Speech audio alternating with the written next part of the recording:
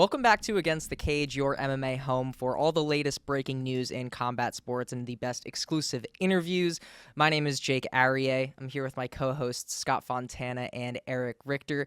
And guys, this is New York Post Sports, and UFC is coming back to New York City in November. UFC 322 at the Garden, as they do each November, and there's been some rumblings about what we could see as our main event, so I think it would be fun for us to go through and maybe predict what we're going to see in November. Right now, it seems as if it could either be one of two options: Jack Della Maddalena versus Islam Makhachev. Leon Edwards told Bloody Elbow that he thinks that fight is at MSG. Khabib Nurmagomedov also said that Islam would be fighting at MSG.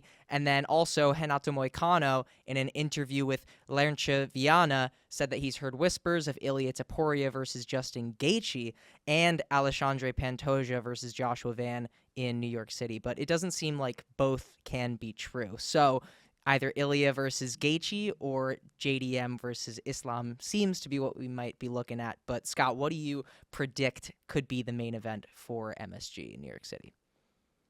So, just to give you a little recap of kind of what I reacted to as I saw those kind of things breaking, right? Like when I saw what Leon said, it kind of matched what I think a lot of people were starting to kind of wonder is, hey, is that the one that's on target for New York City? It seemed like there was rumblings about that for a little while, right? So there's been some smoke in that direction. So when the whole Topuria thing came up in the last couple of days, it was kind of like, ooh, that's intriguing.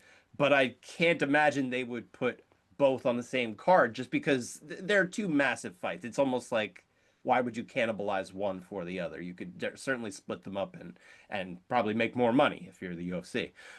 So yeah, it didn't make as much sense to see them together. I still feel like we're going to be heading toward that fight with JDM against Islam. That seems to have had so much more of a push behind it for a while. I've got to think that that's still happening, but and the other part of that too is just the fact that we saw Pantoja Van come into the mix here. That Yeah. one really seemed destined for Vegas, like kind of all along. So I could see that one being still on track for December, but I don't necessarily know anything. We'll see. I think New York City wins with either one. What do you think, Eric? Man, I mean, seeing Ilia Topuria in person would be amazing, right? The Ilia Islam fight has been the white the what is it, the white goose?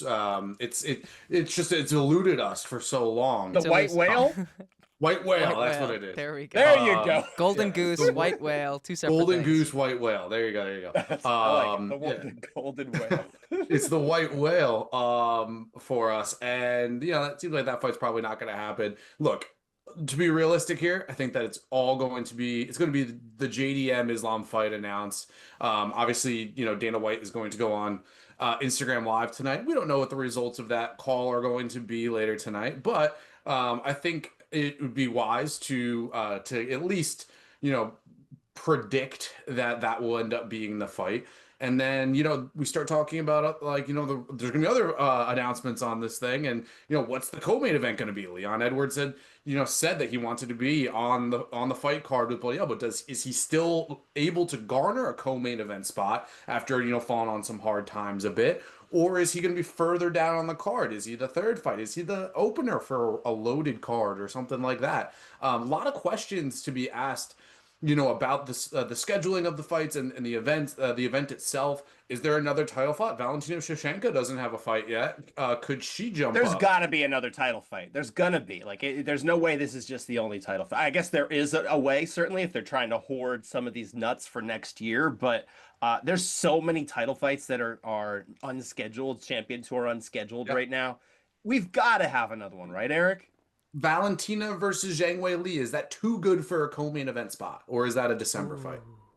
I think they could definitely do that as a co-main. I could see that. That was kind of like a dark horse that I saw as a co-main for this one. Champion versus champion would be impressive. I actually think if I'm, let's say trying to use my brain here about what makes a lot of sense if they do want to do a big card. I think it would actually make a ton of sense if they put Kayla Harrison against Amanda Mm. Nunes right here in Madison Square Wow. Garden. That is one heck of a co-main. I know Nunes had told me back in June that she was targeting by the end of the year. I can't imagine Kayla Harrison would refuse a chance to fight in Madison Square Garden for this major fight. I see this being a very, very, very capable co-main event title fight here. Do you guys disagree or? Oh, that would be amazing. And I believe, if I'm not mistaken, I don't have it in front of me, but I believe Amanda Nunes fought Chris Cyborg once upon a time in a women's super fight in December, several years ago. That was So December. Yeah, we're talking about November. I know. I'm just saying that, maybe she would target a December for that. Or, it could be November, end of the year. It kind of, comes together a little bit. But that would be a fantastic fight. They can do no wrong in the women's divisions right now. And we've talked about this ad nauseum, not to beat a dead horse, but women's MMA is in a better spot than it's been in a long time. Yeah, I think I that, would agree. I still think they could do wrong though. yeah, But fair, but fair. I do think they're absolutely in a great spot. You're right, Eric. Yeah, I think that either of those are absolutely amazing. And honestly, either of those could really headline. Well, we're not going to be having pay-per-views anymore, but like they could headline a pay-per-view or numbered event, PLE, whatever. Signature numbered Yeah, events. there we go. So I think that those are two great options. My pick was going to be Zhang Wei Li versus Valentina Shevchenko. That would have been that would be a garden-worthy co-main event. I mean, like I just said, it would be a worthy Totally. main event. So I think that those are Mhm. great. But for every card, we also need some top-level contender fights at MSG before we've had folks like Michael Chandler fight Dustin Poirier. Some fun fights are always on the card, or high stakes matchups that have title implications at least. So let me start with Scott again. Scott, what is a top level contender fight that you predict or would like to see at this MSG card? So I'm just gonna go off of the fact that Leon Edwards said he's targeting fighting at this card. There is, let's say he gets what he wants. I don't know if he will or not, but if he does, I could swear we saw some speculation that Ian Machado Gary would be a good opponent for that one. I think there is certainly a little bit of juice between them, so there's that. Ian definitely had a fantastic UC debut at the Garden 4 years ago. That impressed me when I was in house for that one, so that makes some sense. I'm actually going to give you probably an even stronger welterweight fight that makes a lot of sense for this card too, and I think it's got some title implications here. Your guy Sean Brady, Eric, against Kamaru Usman. Oh, Ooh, that's banger. great. I think love that that. will be fun, and it makes a lot of sense. I think they're on schedule. It can make a lot of sense. Wow, that's a good one. Banger. Also, I Absolute gotta say, banger. I'm also a Sean Brady stan. Like, Yeah. Oh, okay. after that Leon fight, that was amazing. Can I Philly give? stand up. There we go. Could I give my welterweight matchup? I think that if let's just say Leon, what he's saying could be true. Leon versus Shavkat. What do you guys think about that one? I love it, but I don't know if Shavkat. I What know. is this Shavkat health situation? I You don't never know. know. I don't I know. want him What? back. I want him challenging for the title, but at some point he's got to get back and get a fight. Yeah, if there's Would any Leon accept that though? yeah. That's like the other thing is like, would Leon accept that matchup? Because like again, the way that I look at it, if I was the manager, is like, do I expect him to win or do I not? You know what I mean? He would be a plus 250 underdog in that fight. Yeah. It would also be a pretty good way to show everybody, hey, listen, I can handle these wrestlers that you've not seen me have as much success with here. So maybe He there's some hasn't. ego there. I don't know. No, Yeah, he absolutely hasn't shown not. that But at all. this would be a chance. Yeah, it's a chance. I mean, Sean Brady was It's an getting those ego takedowns thing, you know what I mean? easily. Eric, Right. do you have any- Sean Brady got those takedowns so easily. It's like, ugh. Yeah. Eric, do you have any fun contender matchups before we move? Well, actually, contender I want to know matchups what's up with before Bo we- Nickel. Nickel. And I know that that's something that like contender, right? Like he doesn't really fit Yeah, that I was criteria. about to Much say. lower. I was about to say. Yeah. But he's a pay-per-view guy. He was like the third fight on or opening on the pay-per-view. I believe it was third fight at one point. I just want to know what's up with Bo Nickel. That loss to Reiner DeRitter looked bad at the time. He was a big favorite. Has actually not aged badly at all. Reiner DeRitter is going to contend for the championship at the weight class. So I want to know what's up with Bo Nickel. I don't have a opponent for him specifically. He obviously has to fight somebody that's a little bit lower down on the rankings, if unranked at all. But that would be my thing is like, I would like to at least try to get Bo Nickel rebuilt him because if he doesn't fight for a full year, I start having questions about whether he's actually committed to MMA. And I don't really want to get to that point. But if it goes a full year without him fighting since that loss, I think that, he's going to lose. If he hasn't lost all of his team, it'll totally be depleted by March. All right, all right. Well, listen, we went through our contender fights, and I called them fun contender fights, but these are just our fun fights. We've got to have some fun fights, like some comfort food fights, as Mr. Hawani, I guess, would call it. Scott, what is your fun fight matchup that you would like to see at MSG? So this one's also doubles as a top contender type of fight, but maybe just a little lower on you might have mine in degree. Continue. Well, I don't know. Maybe we'll see. I am going to rebook Brandon Royval against Okay. Manel Kopp. There we go. Because that was supposed to happen UFC 317. Kopp pulled out. Joshua Vance stepped in. History was made. It probably won't be a fight of the year contender because of the aforementioned fight that came after. But every time Royval fights, it's fireworks. I want to see that. I think that'd be fun. All right. Eric, how about you? What's your fun fight? Yeah, Israel Adesanya versus Paulo Costa. There's been obvious interest there. I'm down to watch them a second time. Why not? Israel Adesanya, you haven't seen in a while. He needs to fight a striker. The grappling situation just hasn't really been working out. You got to rebuild him a little bit, and I don't think. I think that he could beat Paulo Costa, and I think Paulo Costa looked amazing against Roman Kopylov. Obviously, it's Roman Kopylov. I understand that they're different levels, but Paulo Costa was a big underdog in that fight and won that fight clean. He won that fight easy. He looked better than he's looked in a long time. So very interested in Paulo Costa at this point to see where he ends up. I thought he looked amazing a few weeks ago. There we go. And hopefully that fight week, if that fight does end up getting made, he won't be downing a bottle of wine before the fight. So maybe it'll go a little bit differently. Mine, it's like Scott's, also could double as a top contender fight, but it shares that there's a Venn diagram where it's also just like a comfort food fight, like as I mentioned before. Paddy Pimblett and interchangeable, let's just say Dan Hooker, because I feel like that one's more likely. Justin Gaethje seems, I was going to say either Justin Gaethje, but he seems pretty hell-bent on a title shot. So I'm going to say Paddy Pimblett versus Dan Hooker. What do you guys think about that one? I was thinking something like that. I just don't know what they want to do with Paddy, so that one I kind of just left alone. But I love the idea.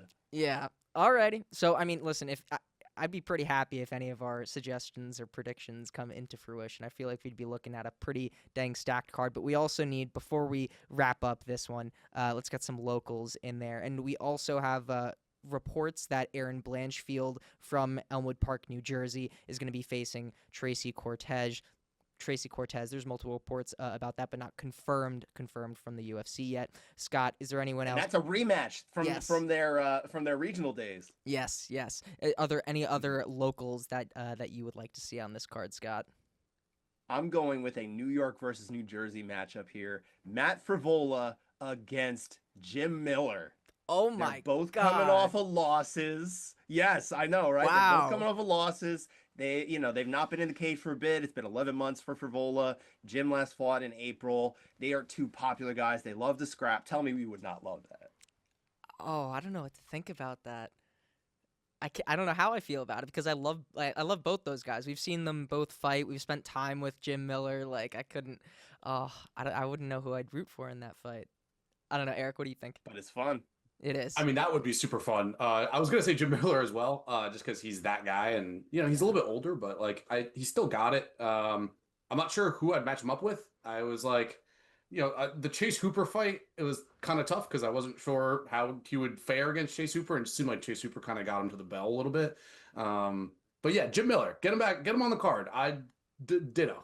Alrighty. You know what would be an interesting one? I don't know if it'd be too quick of a turnaround, but Alex Hernandez could also, if Jim Miller doesn't get booked against Frivola, I feel like Alex Hernandez could be a decent one. Or maybe Chase Hooper. Who knows? Well, Jim Miller already fought Alex Hernandez. Oh, no, sorry. I was talking about Frivola. Oh, now I understand. Yeah. Anyways, so I feel like that wraps up locals. Like I said before, if we get any of these predictions, be pretty happy with that one.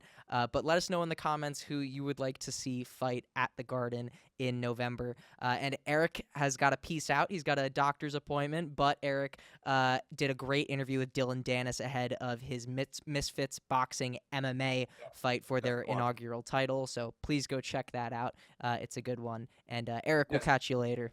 You guys are all in great hands. Definitely watch that Dylan Dennis interview. He said that he has eyes towards the UFC and that he's been talking with the UFC. So who knows, man? Anything's possible. He's got big drawing power, 6 million followers on Instagram, and he's say what you will, but he's enigmatic. He's a lightning rod. All right. Enjoy, guys. Thank you. We'll see you later. Well, before we go, Jake, I should probably mention the history that Dylan Dennis and I actually have, and this predates him becoming a fighter. It predates pretty much anyone outside of the grappling world knowing him, and really even is from early in my MMA career. I was training jiu-jitsu back in the day at AMA Fight Club, where he was also training at times. That was local for both of us. And there was one Easter grappling session. I had a little time in the morning before I went over to my parents for Easter dinner and festivities and that kind of thing. So I did a 5-minute rolling round with Dylan Dennis, teenager at the time. I'm in my mid-20s. He was a savant coming up, and he tabbed me out 10 times in 5 minutes. There we go. Oh, that's a lot. But honestly, probably more. He's very good. Yeah. You need to understand that. Yeah. He's extremely good at this. He was a prodigy. I mean, he did go on to do very big things in tournaments and big tournaments as well. So I believe he was a brown belt at the time, and he was fantastic. Oh my gosh, I couldn't even imagine. Like, I struggle with blue belts, so but that's awesome. He killed me. Yeah, I would love to see him compete. I feel like I almost didn't challenge him. Like, it probably was a waste of his time. And he's like, all right, I'll use you as a dummy. Fair enough. It's a learning experience for both of you. Maybe more for you than for him, but I would love to see him compete in jiu-jitsu. I feel like I'm not too educated on. That'd be an interesting. Yeah, I gotta do some deep diving on that one. But anyways, Scott, going back to MMA, this past weekend, UFC went to Shanghai. Johnny Walker stopped Zhang Mingyang in the main event. But aside from that, the thing that we were most concerned about for this card was the timing of it. We called it a sleeper card because most of us would be asleep during the majority of the fights. Scott, did you get the chance to watch the fights, and when did you watch them, if you watched them afterwards? It is 100% true that I slept through the majority of the fights. Yeah. But what happened was my kids basically woke me up. Not me personally, like they didn't come to wake me up, but I heard them in another room making noise. So I'm like, I rolled over. I'm like, they're fine. Let me just look at my phone and see where the fights are at. Just so happened that Johnny Walker was walking out to the cage for the fight. So I'm like, all right, perfect timing. So I got to watch a UFC main event live, like moments after waking up for the day. In my bed, and then I went back without having been spoiled and got to watch, some of the other fights. In particular, Aljamain Sterling getting the win over Brian Ortega. That was the one I most was concerned with and watching afterward because I was curious how that would go. Yeah, absolutely. I watched them 20 minutes ago.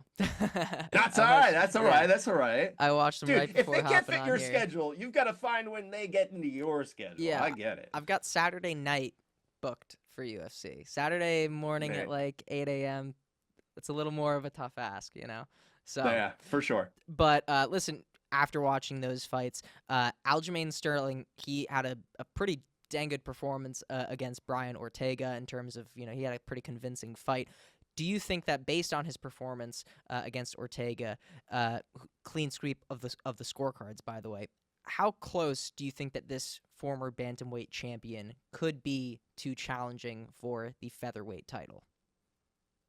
So he didn't do enough to leapfrog Lerone Murphy. That was a hard ask. We were just talking about that guy last week. Yeah. It's it's a no-brainer, right? That didn't happen. Is it enough to nudge past Movsar Evloev, who got the decision victory over Aljo last December? I wouldn't say no, but I'm not committed to that either. I think he probably still has a little bit of work to do, but I'll give you a fight that I actually like as a next step for him, and I think makes some sense too on the other side. Aljamain Sterling against Yair Rodriguez. I Yeah. think this is a good test for both of them. You got Yair, he gets a win over a former champion of another weight class. I think you start saying, okay, he has to get another shot at Alexander Volkanovski for that title. Aljo gets a win over him here.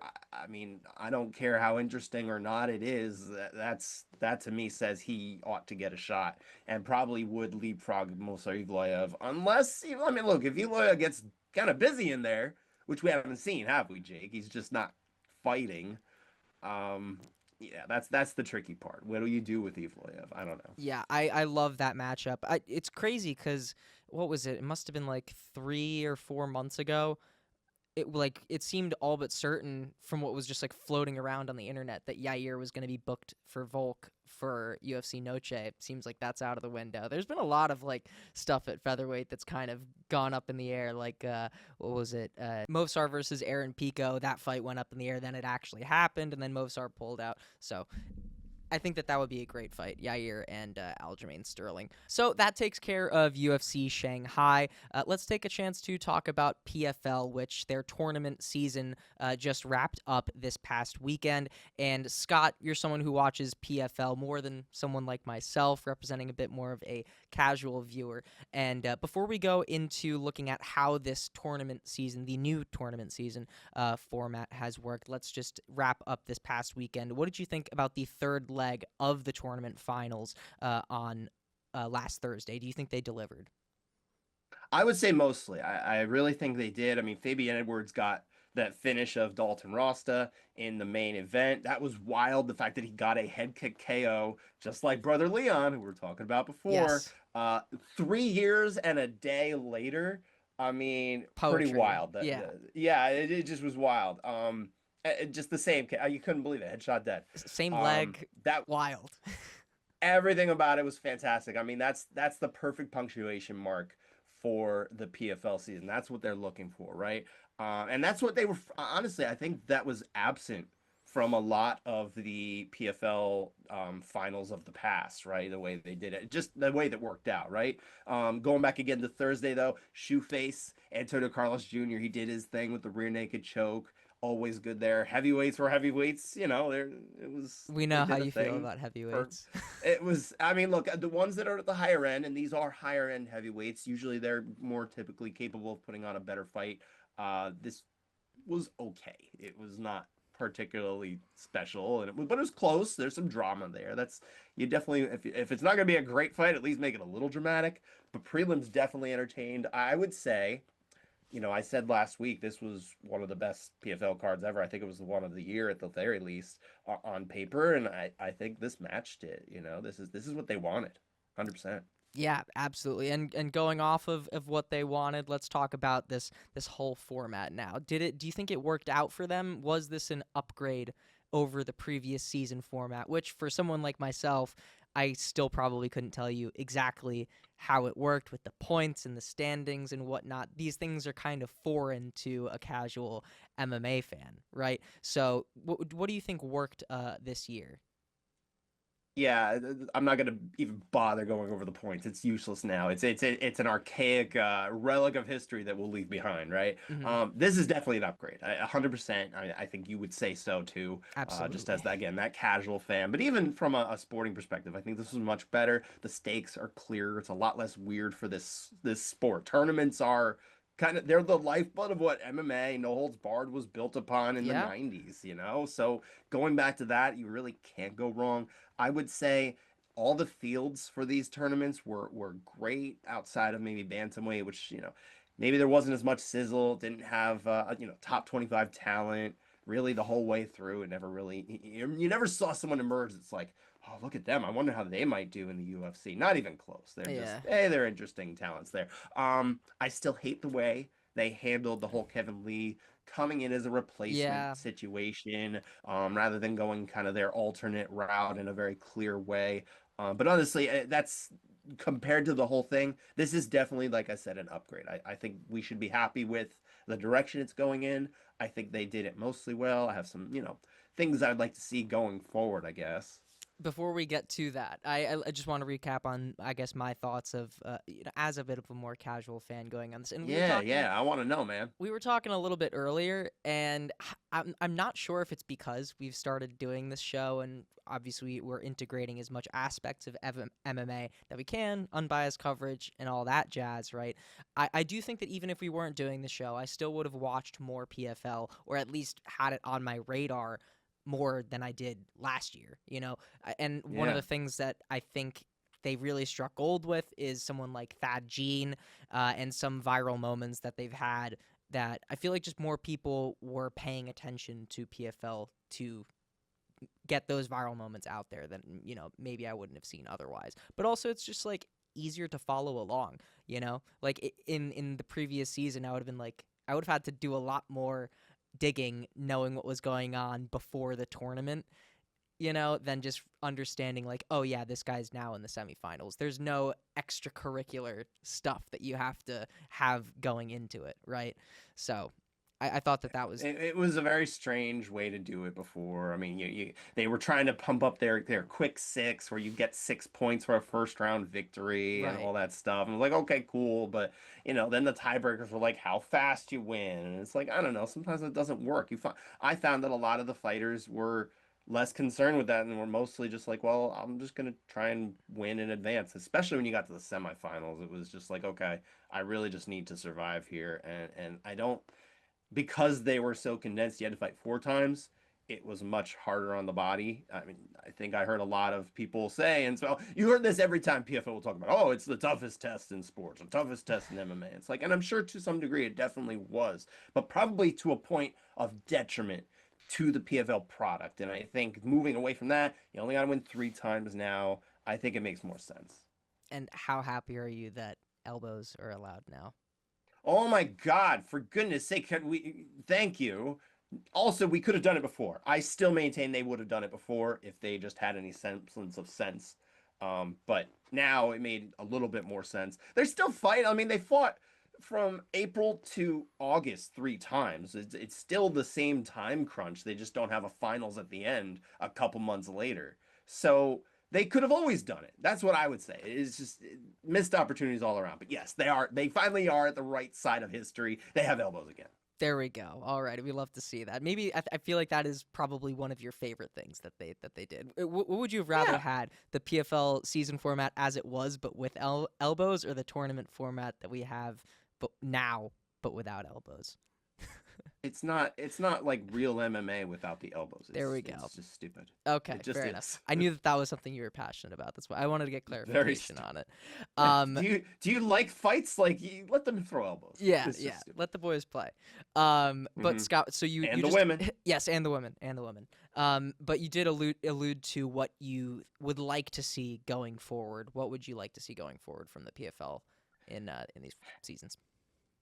They need seeding. I think we need to have #1 fighter in the bracket. #2, they can make a reveal of it. They can do all this fun marketing stuff that way too. But when you look at it, they had in the first round of the middleweight tournament, they had Fabian Edwards against Impa Kasanganay. Yeah, that's round crazy. 1. That was the fight that I said at the beginning. Eric tried to give me some nice shine last week saying, I called it out. But this was the fight that I really called out as the winner of this fight was going to win the tournament. And that I'll pat myself on the back for because I was correct in that respect. The winner of that fight did emerge and won the tournament. But this should have been a potential final, not a round 1 thing. That you're talking about 1 versus 2, and probably Impa would have been 1 going into that one. So I don't like the way they did it without the seeding. I think seeding is important.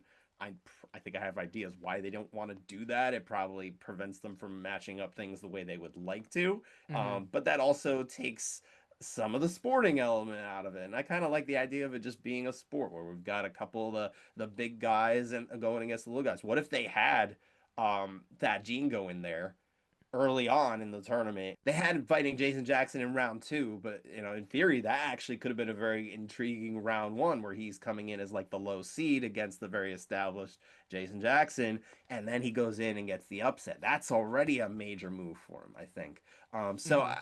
I don't know. I like seeding. That's what I want. That's the main thing. But I'm gonna give you one more thing that we absolutely need. And we've talked about this a little bit, Jake, outside of the show. I don't think we brought it into the show yet. Right. But please, for goodness sakes, do not run your finals events the same week as a UFC numbered event. Yeah. It's ridiculously stupid strategy to do that. Let the best fighters in PFL outshine those UFC fight nights, right? Like a good PFL card can absolutely do that. We've seen it. It happened this past weekend. It had a better card structure. It was more entertaining at a more convenient time. It won't always be the case, but they can prove themselves to be a viable entertainment alternative to UFC's second tier of entertainment. And I think they missed that mark completely in August. I think they just threw away all their opportunities. So bad job on them. Hope they learn. Yeah, and even if it's a different night, because I mean that would be totally ludicrous doing same night, which I think they have done. They did avoid that. Yeah, Yeah, they as have much done that as in they the could, past. I think. But now Sure. you're asking if a fan is going to be watching the PFL or wants to watch a PFL fight, they're very likely to be wanting to watch the UFC fight. So in by nature of that, you're kind of effectively asking them like, hey, both of your weekend nights, you're going to be watching MMA, which is a tough ask. I like Thursday nights. Where do you stand on Thursday versus Friday for PFL? I'm just curious. I like Thursday nights. Like, You do too? Yeah, see, yeah, I do too. Thursday nights. I like the buffer. Yeah, I'm usually home on Thursday nights, whereas like Friday nights, out and about sort of deal. But Yeah, are we realistically giving up both of our like weekend night outs? I'm 40. I don't really go out anymore, but and I also work in the evening. But even if I didn't, but it's just the fact that Thursday you get a little buffer on Friday, and then Saturday you get to watch the fights again. I think there's a good cadence to it. yeah, but no, I agree with what you're saying as far as just like even just like giving the fighters more shine by just picking a different week. Like even if it's like some space on Thursday, like that's good. That's like in the right direction. But who's talking about PFL fights as much as they would be if they did on a totally dead UFC week, right? They had one of their finals the day before UFC 318, right? And the week before, they didn't have a card. PFL took a break. They should have just had it the week before. That made no sense to me. That was just utter nonsense. I'm not anti PFL. I'm not pro PFL. I just don't understand that. Yeah, we're all rooting for them. That's true. I root for all MMA to be entertaining and interesting, and in whatever form it takes. Yeah. But you're not going to succeed if people aren't noticing it. I mean, why take that week off? I have no idea why they did that. Yeah, fair enough. Well, speaking of weeks off, we don't have any UFC or PFL this weekend because of Labor Day. So, hence the fun topic at the start of the show instead of a preview. But hopefully, maybe it is a preview. We'll see what happens tonight with Dana White. Yeah, but, we'll say. Yeah. So that is a big piece of news that might be coming tonight. But Scott, why don't you take us away for the quicker hits in MMA news? Yeah, so we've got, a couple wide range of things. There's some PFL, there's some UFC, there's some other stuff. I'm going to start on the PFL side. And this was, I thought, very interesting relating to PFL star Francis Ngannou. His MMA career at this point seems to be in a holding pattern, like from the outside, but also Eric Nixick, his coach, speaking with MMA Junkie Radio, kind of shed a little bit of light on that. The fact that, they're buddies, they talk regularly, they don't really talk about the MMA side very much at all. The former UFC heavyweight champion just seems much more interested at this point in boxing, particularly against Deontay Wilder. So that's kind of where we're at on that respect there. Better PFL news if you're a PFL person. Yeah. Vadim Nemkov, he has signed a multi-year deal to stay with PFL. Some reports out there. It was then confirmed and announced by Chairman Don Davis this week. Nemkov did tell a Russian outlet that he did have some negotiations with the UFC since his contract had ended in January, but ultimately ended up re-upping with PFL. Nice change of pace for the UFC. Organization. Yeah. Speaking of UFC, though, they put out a press release, TKO did, that they are bringing the UFC back to Salt Lake City next year for what they call a signature numbered event. Get used to that nomenclature there. I like that word. We're doing away with pay-per-views. So this is a signature numbered event per the press release at Delta Center. Once again, they also referred to this, I should say, as a blockbuster. So maybe we're talking about a big card in Utah. The recent times they've been to Utah, we're thinking August, July, October. That was the last few years. They didn't go this year. This was the year off, I guess. Third quarter, roughly around there. Seems like a decent guess for 2026. Yeah, put that on your mark it on your rough calendar there if you want to make a trip to Utah. It's probably around that range. Josh Emmett, as far as UFC news, particularly to the fights, he is going to be fighting Yusuf Zalal at UFC 320 on the main card. October 4th in Las Vegas. That is still a pay-per-view. We're still calling those pay-per-views. That lineup was announced during the Shanghai broadcast. Another fight we did lose, though. This just happened earlier today. Raul Rosas Jr. has been pulled out of Noche UFC 3. He was going to fight Rob Font. Per multiple reports, that is scrapped now. They're looking for a replacement opponent to keep Font on that September 13th event. We'll see how it goes. And lastly, a former UFC fighter who we just mentioned last week, Brian Battle. After being released for all those weight issues, not only did he sign with Dirty Boxing Championship, he's got a fight coming up. He already made weight, and he'll fight Friday at Dirty Boxing 3 against Derek De Freitas in Miami. He made weight. Really? No. He made weight. That is the big news. That's the big news. There, we should have started this at the top of the show. Maybe we should. Let's ring the alarm here, guys. All right. Well, Scott, it is time for the final round, and sadly, we don't have Eric here to give his thoughts on the big homework assignment that we had, but not as big as one would think. He gets an extension. You don't. He gets an extension. I do not. How do you want to break this down, Scott? Do you want to go fight by fight, or what, how do you want to do this one? Yeah. We've got a little time here, Jake. I think we can have a little bit of fun with this one. So let's start at the top. I want to know, what did you think of Anderson Silva against Rich Franklin, their first fight? Anderson Silva's clinch game, that won him the fight. I mean, it was pretty obvious because that's where the fight got finished, but it just seemed like Rich didn't have anything that he could possibly do from that position. I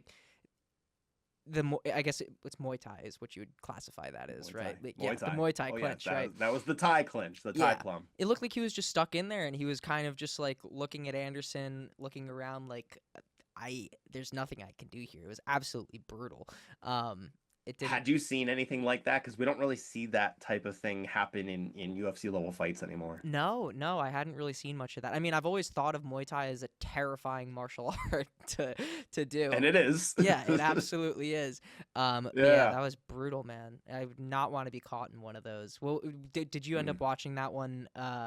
No, that was 2006. That was a little bit before your time. Were you? Yeah, no, I had to catch that as my own personal homework a few years later. But as I think I've said to you before, when I got into the sport, I still had the ability to watch literally every event in the UFC that ever happened and still be keeping up with what was going on. And it really wasn't that oppressive. I was able to catch the back catalog in a way that is impossible now. Yeah. So yeah, I obviously went back and saw that one. I watched it again for our purposes, and yeah, the clinch is terrible. You should watch the rematch too. Oh, because it is just as terrifying. I think I've probably seen the clip. This is the front kick was Vitor, right? That was Vitor Belfort. That was a very different fight. Insane. And that was the fight that made Anderson Silva a true star. Yeah. He was. I think he was more like an underground star because he was a UFC champion, but also he hadn't quite crossed over in a major way until the Vitor Belfort fight. That launched him into a different level of fame. Yeah, while we're still on him before we wrap him up, my favorite Anderson Silva knockout it's not when he's in the UFC. I can't remember which promotion he was in at this time. Which one is that? that? He goes like that and knocks the guy out. Yeah. Yes. That's Cage Rage. Cage Rage. I believe that Cage he Rage. was talking... That is my favorite Anderson Silva knockout too. Oh, I'm so pleased. Did I tell you to watch that one? No, I'm serious. No. I don't remember if I did that. I used to watch lots of highlight videos of just older fighters. Anderson Silva was actually just starting out in my MMA fandom back in actually this must have been back in like 2017, 2018. I like lightly got into it and kind of got acquainted with different people. I only really started watching every event in around COVID times, 2019, 2020. But yeah, I would just go back and watch Anderson Silva highlight videos. He was like my favorite fighter. I am trying to look up. I want to say his opponent was Tony Frickland for that one. And I'm trying to figure that out because we've got a little time. I can actually look that up for you. And I want to say, yeah, it was Tony Frickland. Boom, nailed that. There we go. All right, Scott, the Yeah. encyclopedia of MMA. So let's move on to John Jones versus Mauricio Shogun Rua, 2011 at the Prudential Center. And Did you catch the Easter egg behind John Jones? oh, I didn't see you. You didn't see me? Oh, No, man, you I have to didn't go back see and you. watch I'm it again. sorry, I gotta go watch it again. Dang. You know what I look like. It's fine. Yes, yeah, that is true. That is true. No, but it was insane. I mean, John was pretty much doing kind of whatever he wanted. Mauricio looked pretty out of the fight. I mean, that's what this fight assignment is. It's the most dominant UFC title challenger performances. But it looked like he was, as the youngins say, styling on Mauricio Shogun Rua. Like, it did look like it was just like a video game and someone was like spamming buttons from time to time. He was just doing John Jones things. What was it like sitting? And at you that got to fight? understand. And the thing to understand about Shogun is he was not as good as his peak because of injuries that had happened between when he won the Pride Grand Prix many years ago and this fight. But he was still obviously a champion for a reason. He had definitively defeated Lyoto Machida, became the first person to make Machida look very human in both fights, but in particular when he finished him. So this was to do that to this guy was really impressive. Yeah, absolutely. And at 23 years old, still Uh, a record that stands till this day. mm-hmm. Unbelievable. I mean, Josh. It's Fan- just it's really just a shame that for John Jones' legacy that he was so terrible against Matt Hamill and he lost that fight. Oh It yeah. was a really really bad performance. We should talk about that fight sometime. Yeah. Oh wait, we did last week. Yes, we did. There we go. Blast from the past. Now, okay, I don't know if I could pronounce this as well. I struggle with this one a little bit. I don't know if I could. You pronounce want it me as to do well it for you? No, I'm gonna give it a go. All right, let's see how you do, Jake. Joanna Jędrzejczyk. Whoa, pretty good. Yeah, I was trying to. I'm not Polish, so maybe I got it wrong too. But my understanding is that's about what I would say. There we go. I was trying to. His name is escaping me. He's not around on the UFC booth anymore. Next to Joe. Mike Goldberg. Goldie. I was trying to do my best Goldie impression. Joanna Jędrzejczyk. Yeah, there we go. We need him back, man. But yeah, that was Carla looked good at first. When the first takedown happened, it looked like things could have gone her way, possibly. And then it just completely went in a different direction. And keep in mind, not much damage was done in that takedown. So, that round wasn't getting scored any differently. But yeah, she was so much faster. Like, they said this in the commentary booth, like the discrepancy between the two in striking was very apparent. So you could tell after 5 minutes that Carla Esparza had nothing more to offer. That the best that she had were those takedowns. They weren't coming, and I don't know if there was any sort of diminished spirit in that sense from Carla Esparza's side as far as realizing like, oh, this is a lot harder than I thought. But there is a very key difference in that second round where Joanna is just brutalizing Carla Esparza.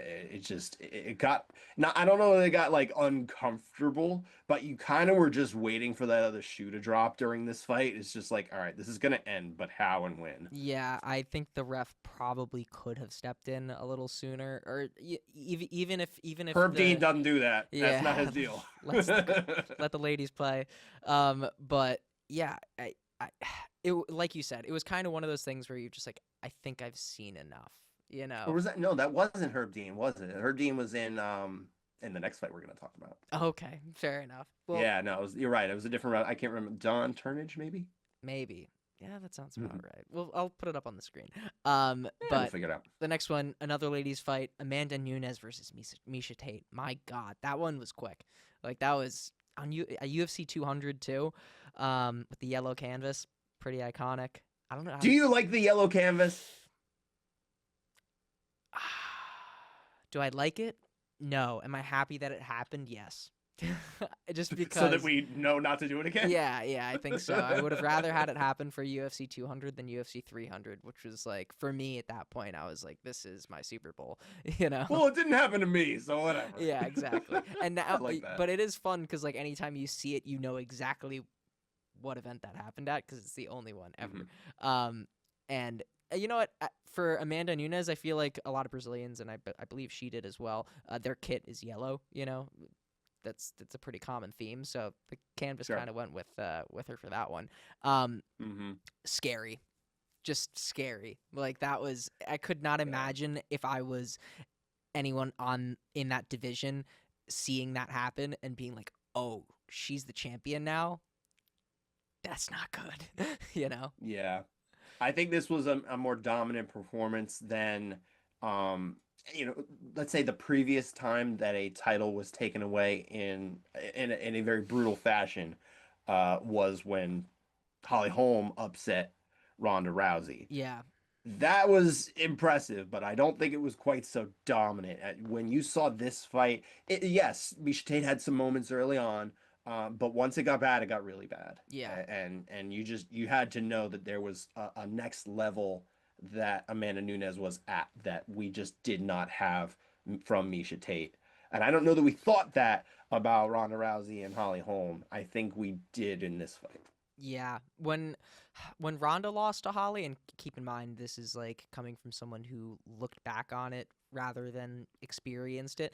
Sure. To me, it seems like that's when sort of like a little bit of a leap and a raising of the bar occurred. I feel like with Amanda, this was that, you know? Yeah, Is that fair to say? I think to some degree, but I think what we then saw from years later is that Amanda Nunes was just so much more dominant than most of these other women anyway. So like this was almost represented. It was a harbinger of things to come. Fair enough. Okay, well, let's get into our final fight of our fight homework to recap. Conor McGregor versus Eddie Alvarez. And I do believe that I have watched this one before, but it must have been years ago. And no, it's insane. This is probably it's hard to talk about Conor these days, you know, and not like he's got a weird current state of affairs, sure. Yes. But the guy that he was from 2016 and prior or before the Mayweather fight, at least that person that we had gotten to know or thought of him as, God, this one, favorite performance by far. It was literally like as if he was in the Matrix. Unbelievable. Like he could do no wrong. He maybe got clipped like twice, and besides that, it was just all Conor. And this was more dominant than any of the other ones we just talked about too. It was and those were dominant in their own ways, but we had a Conor McGregor who was very clearly miles ahead of Eddie Alvarez and even just ahead of what he was about to do. I mean, the precision, the timing, those were clearly Conor's best attributes, were those two elements of his striking, and they were probably never better. Yeah. Were you at this fight in the Garden? I was not cage side. I was up on the Chase Bridge at the Garden. But unique perspective, interesting perspective to be looking down upon it as well. The Chase Bridge is an interesting place to watch fights at the Garden as well. What was it like in there? So yeah, I had a unique sense there. I'll tell you, the building was incredible. The atmosphere, all the Irishmen who came out to New York to revel in it and enjoyed it. They wouldn't leave the Garden. We were all like stuck on the escalator trying to leave, and they were just singing about Conor McGregor. Yeah, it was crazy. Dang, man. One thing I have to say before we wrap up talking about this one, and before we wrap up our show, God bless Eddie Alvarez's wife, who you could hear the entire time cheering on her husband. Was that something that you noticed? No, I actually did not pick up on that. I certainly didn't hear it in the building. Fair enough. But on the broadcast, no, I didn't notice that. She is just going, like, she's just cheering for her husband the whole time, and like, go watch it. She does it apparently for every one of Eddie's fights. I've heard him like talk about it and joke about it, and biggest fan of Eddie's probably, but of anyone out there. And I guess I'm used to it enough. So yeah. But let us know down in the comments what you thought of those homework assignments. Did you get to watch all of them? And if you did, let us know what you thought about each of them. But Scott, we've got another homework assignment coming up this week. What is it? I'm giving you 2 fights, and again, I know that you're not as familiar with the Conor McGregor back catalog, so I'm going to assign you 2 fights that kind of need to be watched, and it's Conor versus Nate Diaz 1 and 2, both in 2016. The only background I'm going to give you, additional to what we already know, and what I'm sure you are familiar with anyway, is the fact that this was supposed to be Conor against Rafael dos Anjos in a champion versus champion fight for the lightweight title. Dos Anjos broke his foot, scrapped the fight. This was slapped together on 11 days notice, and it made the biggest thing. Yeah, exactly. And then, of course, because he did, it's not giving him too much away. Nate wins the first one, Conor wins the second one, sets up the fight we just talked about against Eddie Alvarez, who, in the interim, beat Dos Anjos for that title. There we go. And then don't forget, later on, RDA gets to get his comeuppance on Conor when Conor pulls out of the fight last year. In a measure of it. It's not the same, but he gets a little bit. Yes, he gets to get that one back. So to recap, or to round out, rather, I should say, our history of MMA, what happened this week in MMA, Scott? 25 years ago this week, just a couple days away from it, of the release of the first ever UFC video game. Scott, could you go again? I think you cut out for just a second. Okay, sure. No, it's all good. 25 years ago this week, we're at the 25th anniversary of the first ever UFC video games release. Ultimate Fighting Championship, the name of this game for Sega Dreamcast, was released on August 30th, 2000. There was a version that was also released on the original PlayStation a few months later. I have played that. I played it recently. Not a good game by today's standards, for sure. Oh boy, either of them, the Sega Dreamcast or the PlayStation version? I mean, they were basically the same game, more or less, if I understood it right. Yeah. I played the Sony one, yeah. Oh, okay. I see. So I don't know if they're distinctly different. I couldn't tell you that. All I can tell you is that, they're old, they're dated. The fight roster is very interesting. I mean, this guy's like, you don't even know Guy Metzger and all these people. Yeah. You probably know Guy Metzger if you watch enough Pride, because he was also doing some commentary on that. But, there we go. Yeah, the rosters were ancient. Tito Ortiz, I mean, obviously Tito fought for a while, but.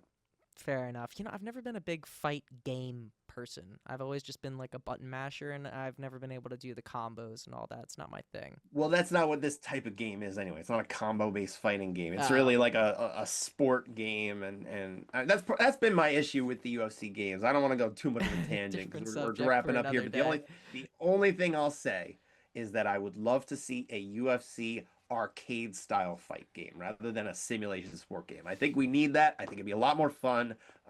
Get it done. Come on, EA. There we go. You heard it here first. Scott Fontana, Jake Arrier, and Eric Richter will be back next week for our next episode of Against the Cage. Thank you so much for watching at home, and we will see you next week.